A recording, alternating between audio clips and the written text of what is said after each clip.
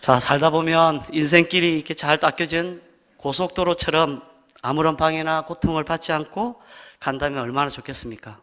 하지만 인생길을 가다 보면 뜻하지 않게 장애물을 만나게 되고 이로 인해 좌절과 낙심이라는 초대받지 않은 손님에게 발목을 잡히게 됩니다. 믿음의 길도 마찬가지입니다. 표대를 향해서 위에서 부르시는 부름의 상을 향해서 달려갈 때 마냥 평탄한 길만 있으면 얼마나 좋을까요? 하지만 우리가 가는 그 길은 온갖 유혹의 돌뿌리들과 미혹의 함정들이 도사리고 있다는 겁니다. 이로 인해서 우리가 무력하게 넘어질 때가 한두 번이 아닙니다. 마치 호주머니 속에 감춰진 송곳처럼 불쑥불쑥 바지를 뚫고 올라와서는 자신의 약한 치부를 드러낼 수밖에 없는 것이 인생입니다. 정말 한없이 연약한 존재라는 사실을 인정하고 이 시간 우리가 시작하겠습니다.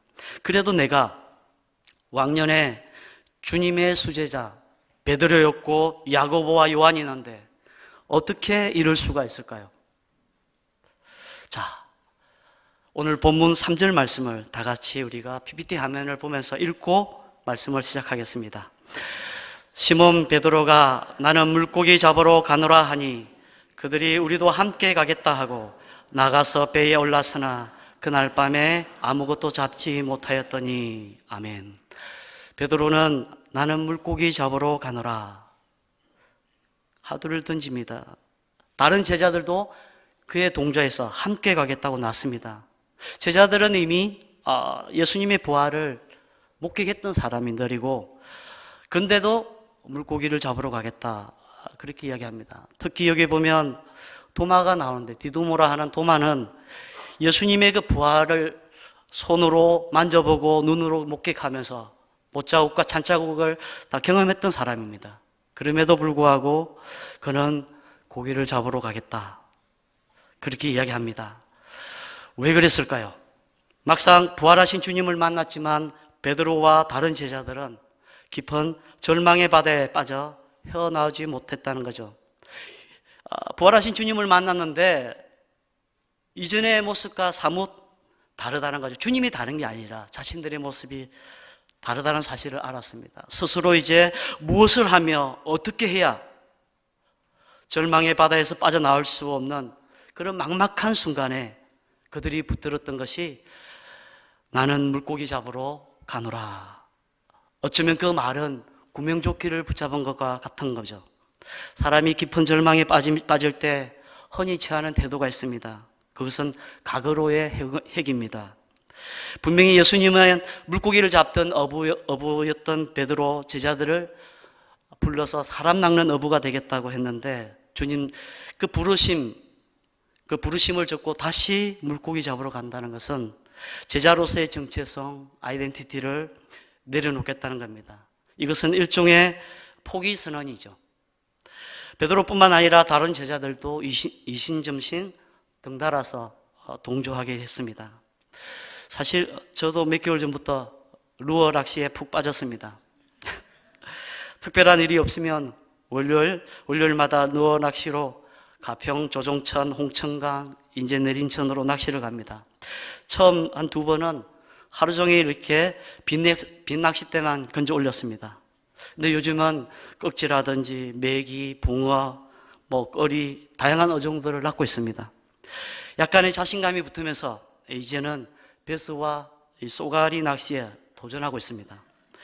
누굴 통해서 제가 배운 것이 아니라 오로지 책과 유튜브 동영상을 통해서 그 기술을 익히고 월요일이 되면 책과 동영상에서 익힌 기술들을 그 스킬들을 실습을 합니다. 저의 아주 작은 장점이자 큰 단점인 한번 꽂히면 끝장을 보는 성격입니다. 그 때문에 이렇게 쉽게 낚시에도 홀릭되지 않았나 그 생각이 됩니다. 그런 탓인지 다양한 낚시 장비뿐만 아니라 굳이 필요도 없는 캠핑 장비까지 물품들을 찾아서 모조리 다 구입을 했습니다. 인터넷으로 구매한 물품들이 하나둘 집으로 이렇게 배달되어 오니까 하루는 아내가 물품을 다 문 밖에다가 내어놨더라고요. 한마디로 들고 나가라는 거죠. 참고로 그 주간에 제가 월요일 날 내린천에 쏘가리 낚으러 갔었거든요. 사실 쏘가리 낚시하러 가기 전에 몇 주 동안 동영상을 보면서 그것을 연습했습니다. 머릿속에서 시뮬레이션을 돌리면서 준비했는데 얼마나 그것이 간절했던지 전날 저녁에 자다가 꿈을 꿨습니다. 브래드 피트가 나오는 영화가 있잖아요. 흐르는 강물처럼. 그런 멋진 풍경 속에서 무지개 송어 대신에 쏘가리를 낚고 있는 꿈을 꿨습니다. 그리고 다음날 아침 일찍 일어나서 한 폭의 그림 같던 기암절벽을 가진 그곳으로 갔습니다. 일급수 청정계곡에 그 내린천에 발을 담그고 오랫동안 릴라시대를 던지고 또 던졌습니다. 우리가 웨이드라 그러는데 가슴 장화 있거든요. 근데 안 입고 들어갔습니다. 몇 시간이 지나자 물속에 담겨진 발과 손이 이렇게 하얗게 불어서 주름이 생기기 시작했습니다. 그럼에도 불구하고 한 마리도 못 잡았습니다. 어쩌면 당연한 결과였겠죠. 그럼에도 불구하고 허탈감과 실망감이 몰려오더군요. 그런 가운데 마지막으로 한번 던져보고 돌아가자 이런 심정으로 릴을 캐스팅하며 이렇게 후킹이라 그래요. 이렇게 하는데 뭔가 걸렸다는 느낌이 딱 왔습니다. 순식간에 릴을 감았죠. 알고 보니까 이렇게 지나가던 피레미 한 마리가 등에 걸린 거예요. 바늘에 꼽혀가지고. 그걸 보면서 한참 웃다가 그래 이곳으로 마지막 주님이 위로를 해주시나 그러고 그 위로를 받고 돌아왔습니다. 이런 일련의 과정을 겪으면서 최근에는 틈틈이 짬을 내서 하는 낚시를 짬낚이라 그러는데 짬낚을 하면서 손맛을 제법 보고 있습니다. 네, 기본 나가면 5마리 정도는 낚습니다. 놀라운 변화가 아닙니까? 담임 목사님은 검도와 영성이 이렇게 자연스럽게 연결된 것처럼 저도 낚시와 영성을 자연스럽게 한번 연결해 보고 싶은 욕심이 생겼습니다. 아마도 이 설교를 듣고 있는 아내가 또 저를 아끼는 분들은 걱정을 많이 하시겠죠.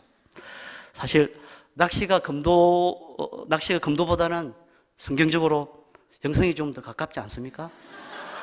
저만 생각인가요? 성경에 검도는 안 나오는데 낚시는 나오잖아요. 저도 처음 동성교회 부임했을 때 6개월 정도는 열심히 검도를 했습니다. 하다가 허리와 무릎 관절이 좋지 않아서 병원 다니면서 쉬게 되었습니다. 잠깐 쉬는데 계속 쉬게 되는 거죠. 그런데 루어 낚시를 하면서 검도의 기본 동작이 얼마나 도움이 되는지 모릅니다. 죽도를 치는 동작 중에서 머리치기, 손목치기, 허리치기라는 그런 기술이 있는데 릴 낚시를 이렇게 던지는 걸 캐스팅이라고 그러거든요.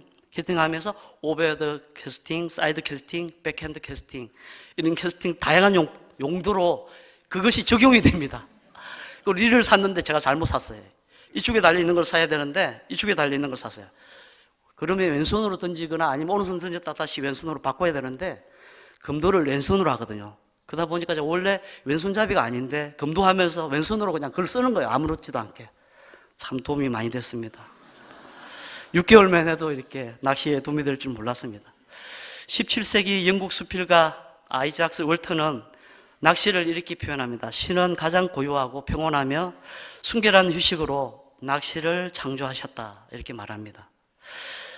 그리고 미국 워싱턴주 체니에서 낚시하는 칼럼니스트이며 심리학자로 유명한 폴 케네트라는 교수는 인간의 심리를 간통하여서 낚시꾼으로서의 우리 자아를 찾는 풍부한 저서들을 많이 냈습니다. 그 중에 제가 2권을 책을 샀는데 폴 케네트의 저서 중에 인생의 어느 순간에는 반드시 낚시를 해야 할 때가 온다. 책 제목이 그럴싸하죠? 그 다음에 2번째 책이 인간은 왜 낚시를 해야 하는가 이런 책입니다. 2권의 책을 구입하여 읽고 있는데 후자는 현재 절판이라 중고책으로 구입했는데 새 책보다 더 비싸게 주고 샀습니다. 그는 폴 케네트는 책과 방송을 통해서 낚시는 사람에게 희망을 준다고 말합니다. 그리고 희망은 인간을 인간답게 만드는 것으로 열심히 일하여 보상도 받게 하지만 낚시에는 그보다 더 신비롭고 또 희망찬 그 무언가가 있다고 말합니다. 예를 들면 오늘은 내 인생에서 가장 큰 물고기를 잡을 것이라는 일종의 그런 생각입니다. 내 에너지가 이렇게 솟아오르면서 바빠서 낚시를 했는데 그 바쁜 일들을 더 일을 잘 처리하게 된다는 역설적인 이야기를 하게 되죠. 그가 낚시를 통해서 만들어낸 풍부한 생각들이 제가 오늘 본문을 읽으면서 본문을 묵상하면서 설교를 준비하면서 영혼의 대물 쏘가리를 낚는 밑밥이 되기를 기도하는 마음으로 준비했습니다. 베드로가 던진 하두, 나는 물고기 잡으러 가노라. 이 말 속에는 폴 게네트 교수의 그 저서였던 인생의 어느 순간에 반드시 낚시를 해야 할 때가 온다는 그 말이 연결이 되죠. 그리고 그 속에는 저의 모습을 찾아볼 수가 있습니다. 여러분, 과거의 해상 내지 과거의 삶을 여러분은 생각해 보지 않았습니까? 꿈꾸지 않았습니까? 베드로는 예수님의 부활의 기쁨보다 여전히 제자로서 죄책감에 사로잡혀 있었던 것 같습니다. 베드로는 겟세마네 동산에서 예수님이 잡혀가실 때 감정적으로 말구의 길을 칼로 쳐서 떨어뜨렸고, 대제사장 가야바 뜰에서 한심할 정도로 계집종 앞에서 주님을 부인했습니다. 그리고 재판 받으실 때도 숨죽이며 멀찍이서 지켜봐야만 했습니다. 무엇보다 십자가에 돌아가시는 그 순간까지 십자가 곁을 지키지 못하고 그렇게 주님을 보내야만 했습니다. 그렇게 부활하신 예수님께서 찾아오셨을 때 한편으로는 반가우면서도 또 한편으로는 한없이 죄송하고 신발 속의 작은 돌멩이처럼 자신에게 불편했던 겁니다.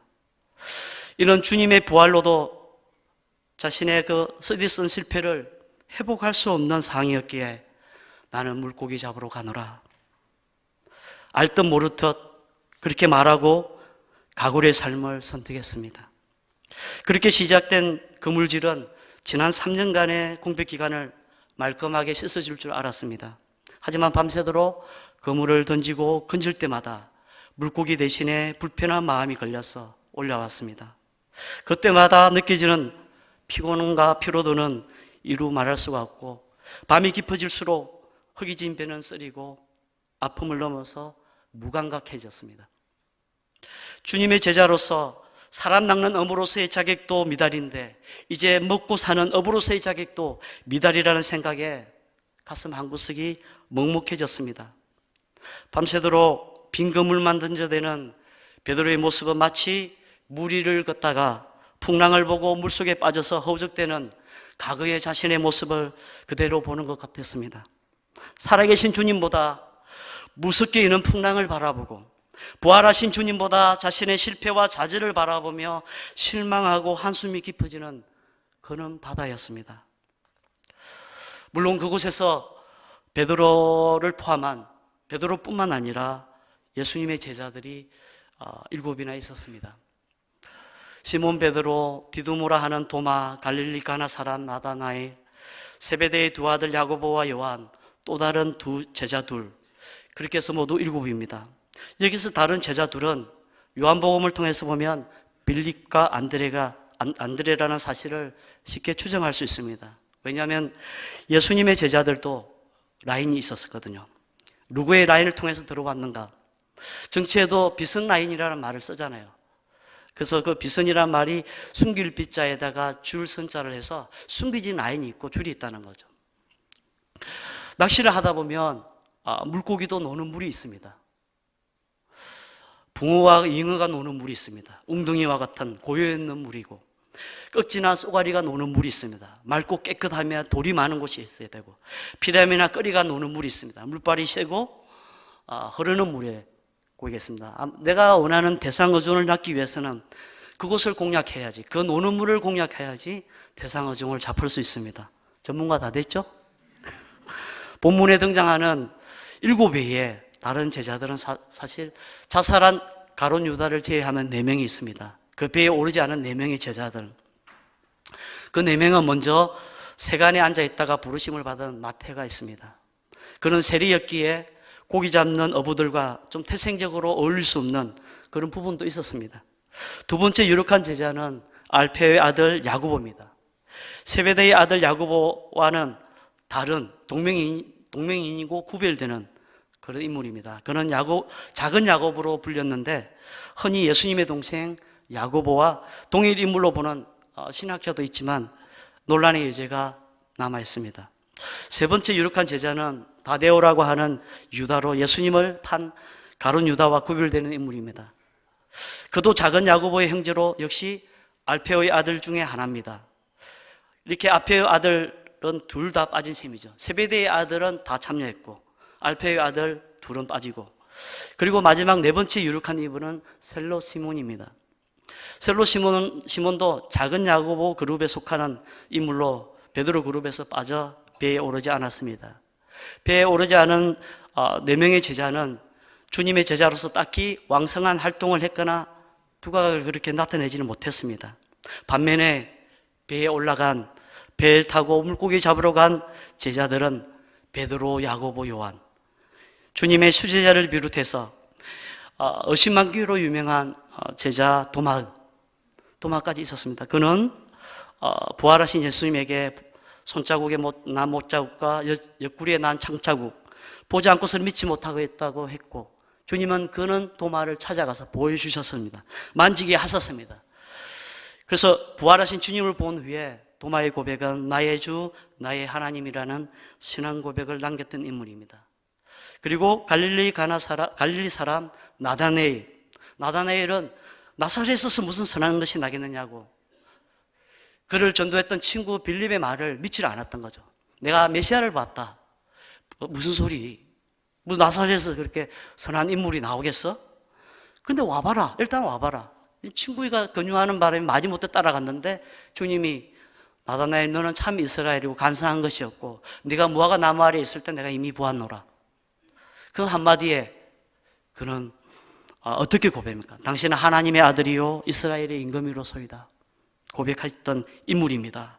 그리고 빌립은 나다나엘을 전도했고 베세다 강야에서 오병이어 사건 전에 이 많은 무리들을 200데나리온의 그 돈으로도 사서 먹일 수가 없다고 이야기했던 인물입니다.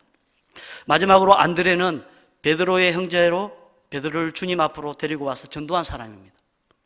나중에 베드로의 형제 안드레라는 꼬리표가 항상 따라다녔던 인물입니다. 한마디로 배를 탔던 7명의 제자들은 그들의 역할이나 활동적인 모습에서 볼 때 앞에 4명의 제자들하고는 비교할 수 없을 만큼 비중이 컸던 제자들입니다.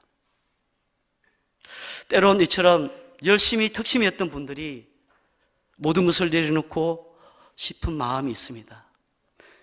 그럴 때 오늘 우리는 나는 물고기 잡으러 가노라, 이 말씀이 그분들에게 적용될 수 있는 말씀이기를 원합니다. 저처럼 낚시에 서툰 사람도 한번 물고기를 낚았던 포인트에 가면 많이 낚을 수 있다는 간절한 기대와 소망을 갖게 됩니다. 하물며 베드로와 제자들은 선수들이죠. 어릴 때부터 업으로 잔뼈가 굳은 사람들이니까 얼마나 고기에 잘 잡히는 포인트를 잘 알고 있겠습니까? 그런데 결과는 허탕이었습니다. 사실 물고기가 잡히지 않으면 빨리 포기하고 집으로 돌아가서 쉬는 것이 현명한 방법이라고 누구나 생각할 수 있는데 제가 그렇더라고요. 막상 낚시를 해보니까 그게 쉽지가 않습니다. 한 번만 더, 그리고 한 마리라도 잡으면 그만두겠다는 그런 생각들이 뭔가 기대감 때문에 계속 하게 되는 거죠. 그래서 누가 보면 미련하지만은 밤을 새워서 낚시도 하고 빈 그물을 올리기도 하는 거죠. 그렇게 날이 새어갈 때쯤 뭔가 기대하며 그물을 던지고 또 결과는 빈 그물로 건져지는 반복적인 작업을 베드로와 제자들은 하고 있었습니다. 그들 중에 분명히 누군가 이제 그만합시다, 그만하고 돌아갑시다, 이렇게 오늘은 잡히는 날이 아니에요, 물고기들이 다 출장 갔나 봐요, 휴가 갔어요, 다 여기 없습니다, 이렇게 이야기했을 수도 있습니다. 그러나 채워지지 않는 그물보다 채워지지 않는 마음에 그 마음이 손에서 그물을 넣지 못하게 하고 아침거리라도 잡으려고 고군분투하는 제자들, 그들이 결국에 새벽을 맞이하게 된 거죠. 예수님은 바로 그때 찾아오셨습니다. 주님이 물가에 서서 그들을 바라보는 순간에도 그들은 여전히 그물을 내리고 올리는 일종의 종교 행사와 같은, 종교 의식과 같은 모습을 계속해서 하고 있었습니다. 무거운 아침 공기와 침묵을 깨뜨리는 소리. 얘들아, 너희에게 고기가 있느냐? 여기서 얘들이라 하는 말은 헬라어로 파이디아입니다. 그래서 여기서 파이디온이 나오죠. 파이디온 순교대도 있고 그런데 어린이들을 말합니다. 근데 좀 더 구체적으로 말하면 어린이를 이 말 속에서 철없는 어린이들을 이야기하기보다 여보게들 이렇게 정도로 낮추어서 부르는 말입니다. 그래서 NIV 영어 성경에 보면 이 본문에서 프렌즈라고 해요. 친구들이라고 합니다. Haven't you any fish? 친구들, 물고기는 좀 잡혔냐? 이렇게 물어보는 거죠. 침묵 속에 세미한 음성으로 다가오는 주님의 따스한 마음과 안타까움이 묻어나는 말이죠. 그때까지도 제자들은 주님을 알아보지 못하고 근성으로 대답합니다. No they answer라고 이렇게 영어 성경에는 이야기합니다. No they answer. 제발 더 이상 말 걸지 말라는 거죠. No라는 말, 짜증나는 말이죠. 그렇게 대답했는데 그럼에도 불구하고 또다시 들려오는 음성이 있었습니다. 그 소리가 그물을 배 오른편에 던져라. 그리하면 You will find some. 손맛 좀 볼 거야. 뭔가 좀 잡힐 거야. 이에 베드로는 그래 우리 밤새도록 그물도 던졌는데 오른편에 한 번 더 던진다고 뭐가 달라지겠어? 자, 우리 이북애들 힘내서 한 번 더 던져보자고. 베드로와 제자들은 다시금 그물을 힘껏 던졌죠. 그리고 이제 이 그물을 걷고 우리 집으로 돌아가자. 바로 그 순간에 물속에서는 엄청난 사건들이 일어나고 있었습니다. 주님께서 대장 물고기를 부른 거죠. 이게 성경에 나오지 않습니다. 불러서 집합. 대장 물고기가 선착순 집합 그랬는데 물고기들이 막 15마리씩 줄을 맞춰서 10줄을 선 겁니다. 그물로 그냥 몰려드는 거죠. 막 밀렸는데 넛장을 부리던 3마리 물고기가 그냥 그물이 닫히려고 하는 순간에 지느러미를 내밀고 그냥 그물 속으로 뛰어들어온 거죠. 그러니까 그 비좁은 그물에 꽉 찬 거예요. 서로 이렇게 좋은 자리 잡아보겠다고 얼굴을 내미는 그 북새통을 이루는 가운데 배 위에서는 어떤 일이 일어나냐면 이제 우리 그물 좀 들어보자고. 그리고 그물을 드는데 잘 안 들리니까 누군가가 그랬겠죠. 이렇게 배에 그물 걸렸어. 이 돌뿌리에 돌이 걸렸나 봐. 그랬더니 베드로가 그렇게 했죠. 성경에 나오지 않습니다. 야, 고기 1, 2년 잡아봤냐? 여기에는 돌이 없는 데야. 이제 힘내자고. 힘들어서 그러니까 마저 힘내서 그물 끌어올리고 집에 가자. 이렇게 그물을 당기는데 반쯤 올라왔을 때 고기들이 어마무시하게 들어갔던 거죠. 그것을 육지에다 끌어올렸는데 무릎 153마리나 잡혔다는 거죠. 다시금 제가 낚시의 스승으로 생각했던 심리학자 폴 키네트의 저서 인생의 어느 순간에 반드시 낚시를 해야 할 때가 온다는 책에서 그분은 심리학자의 스승이었던 프로이드에 대해서 제 글을 좀 써놓은 거 있습니다. 글을 조금 남겼는데 어떻게 프로이드에게 플라이 낚시를 가르쳤는가라는 챕터에서 그는 프로이드가 만일 낚시를 했다면 깊은 물에 미끼를 던지는 낚시꾼으로서 인간의 본성을 더 깊이 탐구하지 않았을까 그렇게 이야기합니다. 그리고 이런 그에게 가장 잘 어울리는 물고기가 있는데 그것은 바로 가자미라고 표현합니다. 왜냐하면 은밀하고 깊은 물에 살고 한쪽은 어둡고 밝은 또 신비한 어종인 가자미를 심리학의 거장인 프로이드는 놓칠 리가 없다는 거죠. 분명히 분석하고 싶어 했을 거라는 겁니다. 그렇기 때문에 만일 프로이드가 낚시를 해서 가자미를 낚았다면 그 가자미를 보면서 정말 신기해. 밝은 면과 어두운 면을 다 갖고 있단 말이야. 어떻게 이드와 초자와 같은 걸 다 갖고 있지. 하지만 눈은 한쪽에만 있단 말이야. 또 의지대로 색깔도 바꾼단 말이지. 이렇게 억압되고 갈등을 겪는 물고기가 또 있을까? 생물이 또 있을까? 그렇습니다. 어쩌면 가자미의 모습을 한 베드로와 배에 탄 제자들, 그리고 바로 저와 여러분이 아닐까? 그 생각을 해봅니다.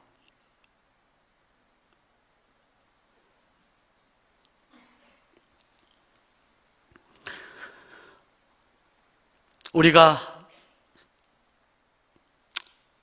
신앙과 현실, 교회와 삶의 자리, 이더와 초자를 다 갖고 있으며 세상 중심에서 눈을 붙이고 하늘을 향해 곁눈질하고 있는 인생들, 자신의 의지대로 고기 낚는 어부에서 사람 낚는 어부로, 다시금 고기 잡는 어부로 돌아가며 언제든지 영성의 색깔도 바꿀 수 있는 존재가 바로 우리가 아닌가, 그 생각을 해봅니다. 나는 물고기 잡으러 가노라. 베드로의 이 한마디에서 낚아 올린 인간의 실존, 그것이 저에게는 대물 쏘가리와 같습니다. 이처럼 자신의 연약함을 아는 사람을 우리는 지혜로운 사람이라고 합니다. 자신의 약함을 알고 하나님을 의지하는 사람을 우리는 성도라고 합니다. 성도의 삶의 자리는 그 어떤 곳에 있어도 주님의 은혜가 미치지 않는 곳이 없다는 사실입니다. 아멘. 아무리 절망의 밤을 보낸다 할지라도, 절망의 바다라 할지라도 어김없이 새벽은 밝아옵니다. 아무리 노력해도 열매가 없는 삶의 자리라 할지라도 여전히 그곳에 주님은 계십니다. 절망의 끝에서 풍성한 은혜로 채워주시고 영혼의 아침을 준비하신 주님으로 인해서 다시금 살아갈 용기와 힘을 가지십시다. 메마른 심령이 주님의 말씀에 푹 잠겼다가 다시금 풍성한 삶으로 건져지는 은혜가 있기를 축원합니다. 기도하겠습니다. 살아계신 하나님, 삶의 실패와 좌절 가운데서도 삶의 현장을 찾아오셔서 위로와 용기를 주시는 하나님의 은혜에 감사와 찬양과 영광을 돌립니다. 인간의 연약함을 알고 하나님을 의지하며 살아가는 성도의 삶이 되게 하여 주시옵소서. 예수님 이름으로 기도하옵나이다. 아멘.